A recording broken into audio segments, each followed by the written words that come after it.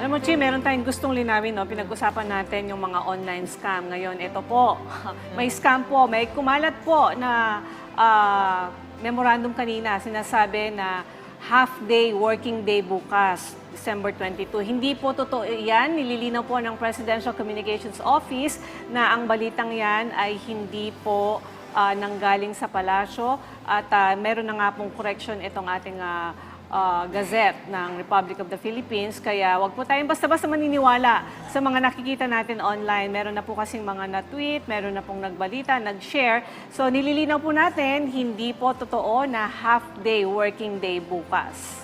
Malaking bagay na nalinaw mo to, Ate Kweng, dahil kung hindi, bukas. Maraming wala. Oo. Hindi pa Baka biglang pasok. mag-half day. At medyo excited na. Oo, kasi nakalagay dun sa memorandum, ito ay para magbigay daan sa mga kababayan natin na makauwi ng maaga sa kanilang bahay dahil Friday, magwi-weekend, makauwi sa mga probinsya, pero hindi po totoo yan. Fake news po. Maniwala lang po kayo, bisitahin nyo lang po lagi yung official page ng ating gobyerno, lalong-lalo na po ang Presidential Communications Office.